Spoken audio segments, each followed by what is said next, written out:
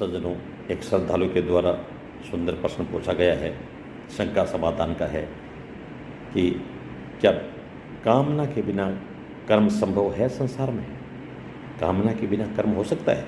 हाँ, हो सकता है।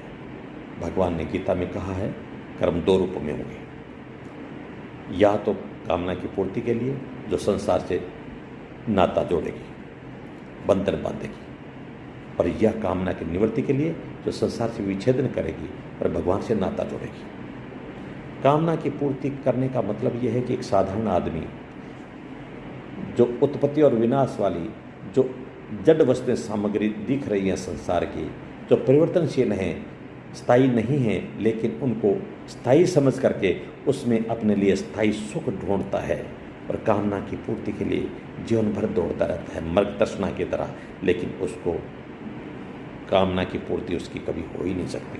क्यों कि 1000 की कामना की पूर्ति हो जाएगी तो 10,000 के लिए दौड़ेगा, 10,000 की हो जाएगी तो 10 लाख के लिए दौड़ेगा, 10 लाख की हो जाएगी तो 10 करोड़ के लिए दौड़ेगा। तो यूँ करते करते जीवन भर दौड़ता ही चला जाएगा, आखिर जीवन समाप्त हो जाएगा। धनी जिसको धन कह रहा था वो यहाँ रह जाएगा, कर्म साथ चले जाएंगे, रोज 84 लाख जन्मों के अंदर उनकी अतृप्त रही कामना है वो बांध करके भटकाती रहेगी। ये है कामना की पूर्ति करने के कर्म का परिणाम। अब कामना की निवृत्ति कर एक कर्मयोगी की तरह काम करना होगा।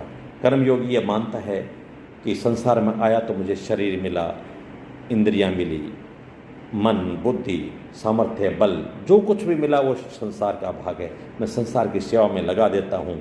मैं पीछे की जो मेरा ऋण था वो चुकाने के लिए भगवान ने मौका दिया है, वो मैं संसार की सेवा में लगा करके ऋण मुक्त हो जाता हूँ। आगे की कामना वो करता नहीं है और इसलिए कर्म तो संसार में रह जाते हैं और उसका जो योग है वो भगवान में हो जाता है। इसलिए उद्देश्य पूर्ति करने के लिए कामना की निवृत्ति करने का काम करता है। उद्देश्य क्या है? परमात्म तत्व की प्राप्ति, और वो उसको कर्म योग के द्वारा निष्काम भाव से कर्म करता है और कामना की निवृत्ति के लिए कर्म करता है तो भगवान से नाता जुड़वा देता है। यह है कर्म योग। स्वामी राम सुखदास जी ने बहुत सुंदर तरीके से बताया कि जिस प्रकार से एक घड़ा है और वो पानी से भरा हुआ है, आपको 2 काम करने हैं, पानी खाली करना है और आकाश बढ़ना है।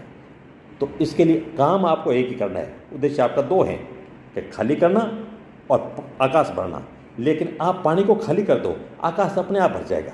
उसी प्रकार से आप में जो कामनाएं हैं, कामना की निवृत्ति आप कर लो, कामना को हटाओ, परमात्मा की प्राप्ति अपने आप हो जाएगी। यह है कर्मयोग, ये मनुष्य जन्म का उद्देश्य है। इसलिए इस उद्देश्य